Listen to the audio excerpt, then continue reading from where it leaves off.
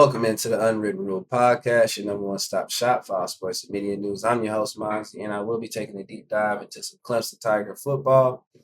Please be sure to leave a like, comment, subscribe to the channel for more content. I will be covering Clemson as the season progresses.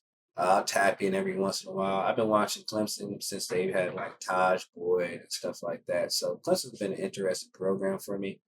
Um, they played Oklahoma. Brent Venables went over there, became the defensive coordinator, left, went back to Oklahoma to become the head coach. So I've been keeping up with him for a while now. Players, I know the players, and I consider Clemson as D line U. I mean, do I need to go any further into those products they came out, those big 325-pound boys that they created and developed over there? Like, come on, man, that's D line U. I wish Oklahoma had a pass rush like that, man. But Clemson, they got a easy schedule for the most part.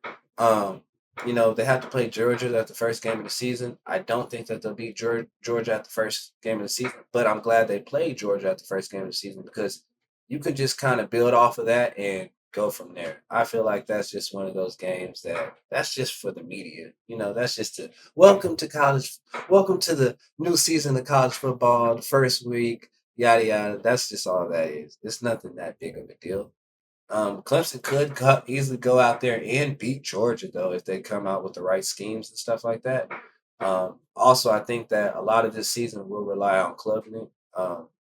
Cade Klubnik, I was watching him in high school at Austin Westlake. He played Jackson Arnold in the state championship game. And, he's always had a high-powered offense. He's always been, a, a pro-style type quarterback for me. And so I've understood his game. So I feel like I think Garrett Riley is I think that's Lincoln Riley's brother's name, but I think Garrett Riley will help shape him up a little bit more. He was patient with him last season, and Klubnik did become a little better as the season progressed. And Clemson became better as the season progressed, even after dealing with those fools that were saying Dabo was on the hot seat and all that stuff. Man, Dabo ain't on the hot seat, man. Leave that man Dabo alone, man. He got to figure it out, man. And you got to love Dabo, man. He cares about his players. He cares about the team in general. Cares about the staff. Cares about the fans. And it's not too many coaches that's like that. So I give hats out to Dabo on that. And Dabo is strictly about football, man.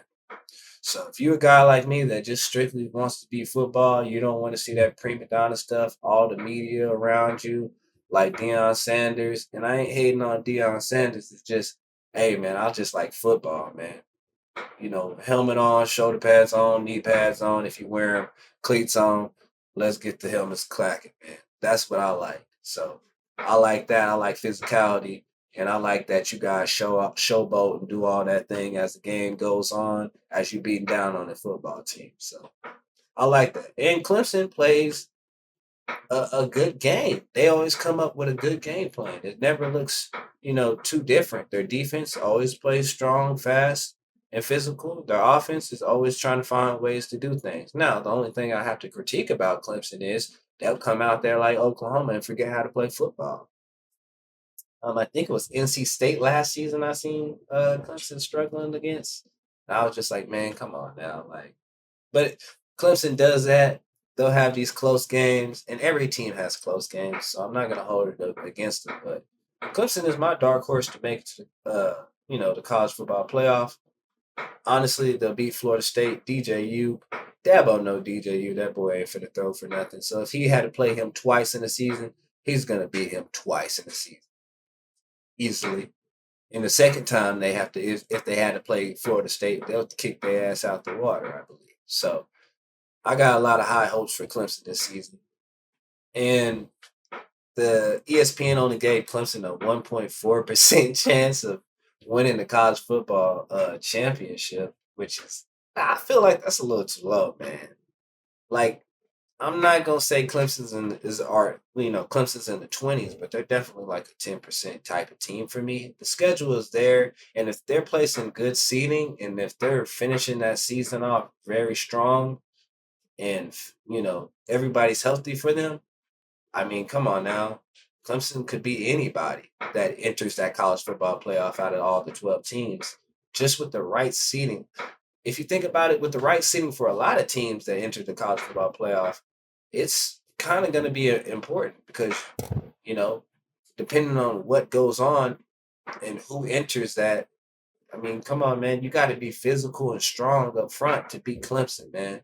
Them boys is big down there in the trenches. I will say that. And the secondary for Clemson, they play like a group at all times. And the linebackers for Clemson, they're always ready to make some tackles, man. I'll say that too, man. Like Clemson is a team that's ready from the first player on the depth chart to the damn last player on the depth chart. It could be the fourth player on the depth chart, man. I done still seen Dabo put them boys out there and they still making tackles. Like it doesn't miss, like nobody misses a beat. Now, I ain't gonna say that about quarterback, but I've seen the quarterbacks go out there um, and play good and finish off football games when another quarterback has failed them.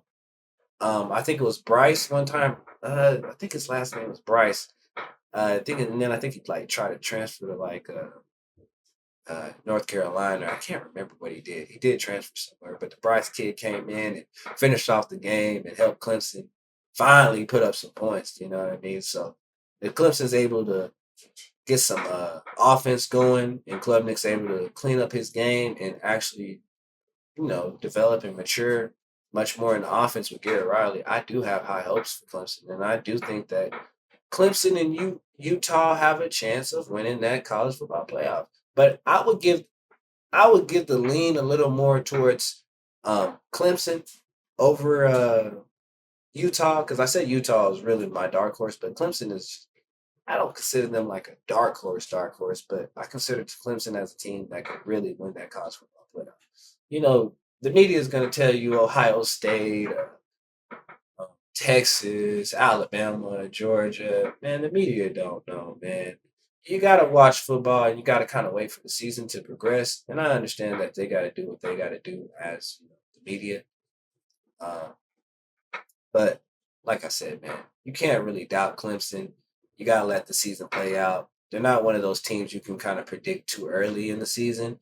You just got to let their season play out. And they're like Oklahoma. Like Oklahoma, man, you don't know what you'll get until the season actually progresses. So, that's why I rock with Clemson, man. They're just a good football team, man. They're all about football, and that's all that it should always be about. But I appreciate you guys for tuning in to the Unwritten Rule podcast, and I ask that you guys please leave a like, comment, subscribe to the channel. And if you have any ideas or anything you want to say, please be respectful in the comment section. Uh, Everything is appreciated. All the views, all the comments, everything that you guys done for me, man. I appreciate the whole college football world, man. The college football world that made me actually enjoy doing stuff like this. And I want to keep doing stuff like this as season progresses. Not only for college, but NFL, NBA. So I'm working my way up and trying to figure things out and figure out how to do things. But I appreciate you guys all for tuning in. I wish you guys nothing but the best. And wish you guys nothing but the best for your kids too, because school's going to start. So watch out for your kids. Make sure they stay away from COVID. COVID came around. I had got COVID this week. I was out for like 4 or 5 days, man. I can't even go to work. But I appreciate all you guys for tuning in.